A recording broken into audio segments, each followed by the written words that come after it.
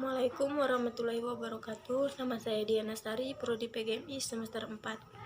Di sini saya akan menjelaskan tentang perundungan reaktif di sekolah dasar dan interpretasi berbasis nuansa sekolah. Orang tua dan guru belum banyak menyadari bahwa perilaku anak usia sekolah dasar sebenarnya juga merupakan perilaku perundungan. Melihat hal tersebut masih terjadi dan kurang mendapatkan penelitian dan pengalaman antara anak laki-laki dan perempuan di sekolah dasar. Maka penelitian ini di dalam untuk mengidentifikasi perilaku, konten sosial dan bentuk kekerasan, menjelaskan perbedaan perilaku kekerasan antara perempuan dan laki-laki, dan perbedaan antara perilaku antar kelas dan siswa. Penelitian dilakukan dengan membuat anak usia dini menyadari bahwa perilaku kekerasan antara siswa dan guru dapat merupakan berbagai strategi, di mana seorang guru dapat menjelaskan berbagai komponen yang ada di dalam hidup mereka dan membuat semua siswa menjadi lebih baik dan aktif untuk mengidentifikasi suatu proses pembelajaran. Korban perundungan umumnya merupakan siswa yang dianggap lebih lemah dalam pembelaan diri dan kurang mendapatkan dukungan sosial dari teman-temannya. Siswa korban perundungan memiliki sedikit teman sebaya dan mendapat lebih banyak reaktif aggression. 4 karakteristik dari siswa yang berisiko menjadi korban penganiayaan ialah siswa yang tidak memiliki keterampilan pertahanan diri, terlibat tidak membela diri sendiri, memiliki peran yang amat dalam. Umumnya, apa yang terjadi antara siswa hanya dianggap sebagai kenakalan biasa yang sewajarnya dilakukan oleh anak-anak. Menjadi korban kekerasan masih dipandang sebagai hal yang wajar, padahal faktor risiko juga dapat terpapar pada korban seperti terganggunya kesehatan mental dan fisik, dan juga berdampak pada penyesuaian diri ketika dewasa. Pengalaman traumatis di masa kanak-kanak teridentifikasi menjadi penyebab masalah yang akan datang. Sejumlah anak-anak usia 7-10 tahun dilaporkan telah menjadi korban penganiayaan dan mereka menunjukkan masalah di awal usia remaja 11-14 tahun, berupa simptom masalah emosional dan depresi. Hasil penelitian mengidentifikasi bahwa baik pelaku maupun korban secara tersendiri berhubungan dengan timbulnya masalah perilaku dan lemahnya kontrol emosi. Korban pelaku merupakan istilah yang digunakan bagi siswa yang melakukan perundungan terhadap siswa lain dan mendapatkan perundungan dari siswa lain. Siswa SD lebih banyak melakukan kekerasan fisik dan verbal.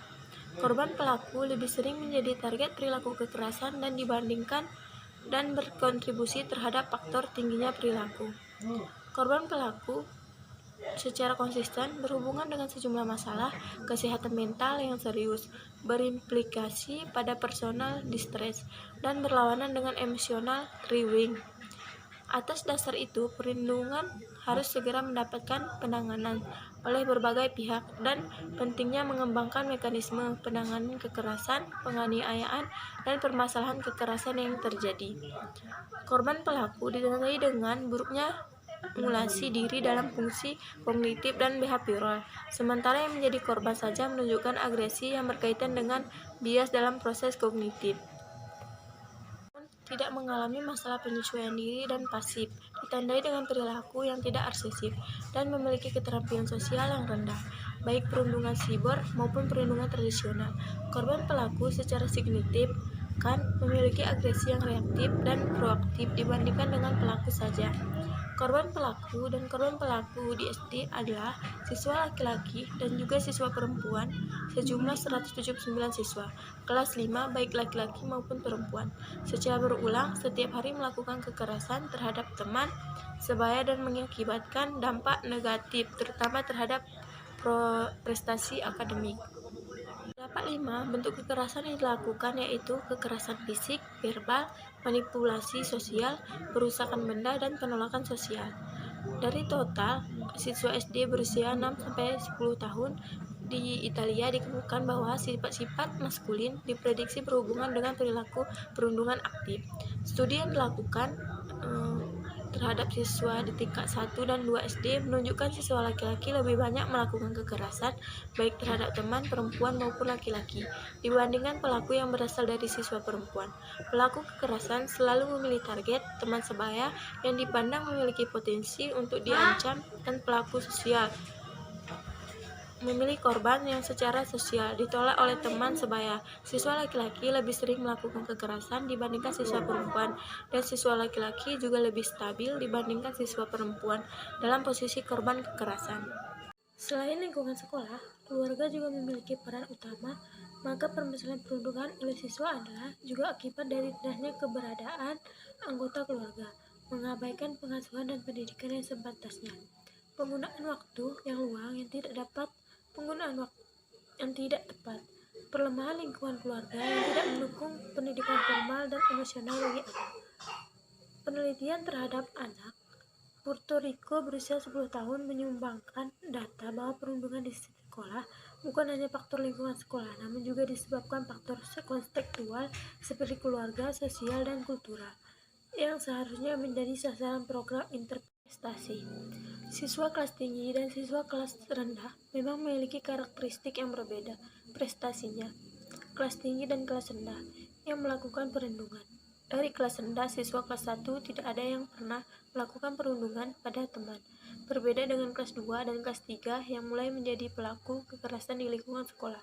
Sedangkan pada siswa kelas tinggi, baik kelas 3, 4, dan 5, semakin banyak siswa yang melakukan kekerasan verbal maupun fisik. Inilah yang dimaksud dengan Majapahit, bahwa praktik kekerasan di sekolah semakin bertambah dan meluas. Fenomena ini merupakan awal dan terbentuknya menjadi korban pelaku karena terdapat antara faktor risiko dan terbentuknya korban pelaku. Siswa kelas rendah belum banyak yang memiliki keinginan untuk membentuk kelompok atau geng. Selain itu, sebelum menentukan bentuk pendekatan pada siswanya, wali kelas terlebih dahulu memahami karakteristik siswa berdasarkan usia, kelas, jenis kelamin, latar belakang keluarga, serta pola perilaku siswa selama belajar di sekolah. Aspek-aspek tersebut akan sangat mempengaruhi hubungan wali kelas dengan siswa dalam layanan konseling, karena jika awal kelas menyamankan pendekatan antar siswa kelas rendah dengan siswa kelas tinggi, antara siswa perempuan dan laki-laki, justru akan berakibat siswa dapat mandiri, enggan mengakui kesalahan, serta bertanggung jawab. Merasa disalahkan oleh wali kelas bahkan dapat semakin menjauh dari wali kelas. Pendekatan yang dilakukan oleh wali disesuaikan dengan kondisi siswa. Hal tersebut dianjurkan dalam pelaksanaan layanan konseling yang mengenai diri siswa, melihat latar belakang usia, perilaku, tahap perkembangan, jenjang kelas, dan sebagainya. Jika telah mengenal karakteristik siswa, maka tentunya wali kelas dapat menyesuaikan bentuk pendekatan yang diprediksikan efektif dalam mengatasi perilaku kekerasan siswa di sekolah.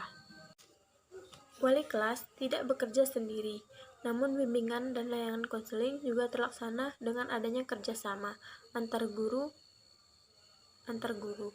Wali kelas sering kali melakukan kerjasama dengan guru agama, PPKN, dan olahraga.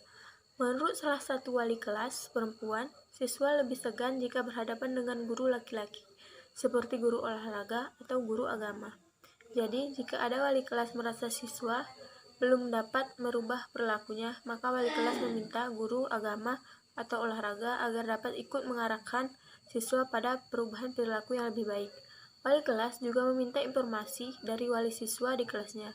Misalkan wali kelas 4 meminta keterangan dari wali kelas 3 mengenai perilaku siswa pada saat berada di kelas 3. Karena wali kelas sebelumnya memiliki data mengenai kondisi siswa, para wali kelas berbagai pengalaman dalam membimbing serta menangani berbagai perilaku siswa yang adaptif, termasuk perilaku kekerasan. Wali kelas meminta masukan dari wali kelas lainnya dan berbagai solusi yang pernah diberikan pada siswa-siswanya. Perundungan di sekolah bukan fakta ataupun fenomena baru, namun permasalahan ini masih relevan untuk mendapat perhatian dan mendapatkan penanganan. Faktanya, kekerasan terjadi bukan hanya di kalangan remaja, namun juga di kalangan anak usia sekolah dasar. Untuk itu, dengan berlandaskan pada hasil penelitian ini, peneliti memberi saran dan tatanan praktis bagi segenap guru, wali kelas, dan kepala sekolah untuk semakin peka terhadap tindakan dan perilaku perundungan di kalangan siswa-siswi asuhnya, bahwa kekerasan bukan hanya pukulan dan tendangan yang berdampak trauma fisik, melainkan sikap seperti memusuhi, menjauhi, mengasingkan, dan mendiamkan teman juga merupakan perilaku kekerasan sikap, dan perkataan yang ditujukan untuk mengejek, mempermalukan, mengolok-olok teman, dan menghina kondisi fisik, kemampuan intelektual, atau nama orang tua dari teman-temannya adalah bagian dari kekerasan verbal, di mana kekerasan sikap dan kekerasan verbal ini cenderung memunculkan dampak psikis. Perundungan tidak hanya mengenai perbedaan kondisi antara korban dan pelaku saja, namun juga ada proses yang lebih berbahaya, yaitu terjadinya perundungan reaktif di lingkungan sekolah dan waktu ke waktu, sehingga tindak kekerasan di sekolah sulit untuk terputus. Oleh karenanya, selain telah mengupayakan layanan preventif melalui pembelajaran di ruang kelas dan pembimbingnya di luar ruang kelas, guru, wali kelas, dan kepala sekolah senggoyanya memaksimalkan layanan yang bersifat kreatif pada korban dan pelaku, sekaligus untuk memutus kesimpulan perundungan reaktif di sekolah, karena beberapa siswa pelaku kekerasan awalnya adalah korban kekerasan yang merasa berhak melakukan pembalasan fisik dan menyalurkan emosi akibat luka psikis dan cara mengulang dan meniru tindakan kekerasan yang pernah diterimanya saat menjadi korban juga. Antara posisi korban dan posisi pelaku bisa terjadi dalam waktu yang bersamaan atau beruntun, seperti saling melakukan kekerasan antara kedua satu belah pihak. Semua faktor risiko kekerasan dapat diatasi sentuhnya, namun sekurang-kurangnya guru, wali kelas, dan kepala sekolah dapat memantau dan menyediakan solusi bagi faktor risiko terdekat, yaitu lingkungan sekolah, karena masih ada beberapa titik yang siswa nilai aman dari pengawasan guru, seperti halaman sekolah, area sekitar, warung makanan, bahkan ruang kelas itu sendiri. Maka kemudian lokasi tersebut menjadi lokasi pilihan untuk melakukan perundungan kesekian kalinya. Upaya preventif, kuratif, dan pengawasan telah dilakukan oleh masing-masing pihak dengan cara kolaboratif antara kepala sekolah dengan wali kelas dan guru mata pelajaran, wali kelas dengan orang tua, dan seterusnya. Bentuk bimbingan yang diberikan pada siswa disesuaikan dengan kebutuhan siswa, sekaligus dikaitkan dengan materi pembelajaran dan kurikulum sekolah melalui strategi tersebut secara bertahap. Siswa dapat memahami berbagai mana agar diri siswa dapat mengarahkan dirinya sendiri untuk berbuat baik pada sesama teman. Selain itu, para siswa pun menunjukkan kemauan bekerja sama dengan wali kelasnya saat mereka mengetahui ada temannya yang melakukan tindak kekerasan. Hal ini membantu guru dan wali kelas untuk memberikan layanan, bimbingan, dan konseling lebih lanjut pada pelaku dan juga pada korban perundungan. Identitas siswa pelaku berdasarkan jumlahnya. Siswa laki-laki lebih banyak yang menjadi pelaku perundungan, namun hanya terdapat 13% dengan siswa perempuan. Sekian presentasi dari saya, kurang dan lebih saya mohon maaf. Assalamualaikum warahmatullahi wabarakatuh.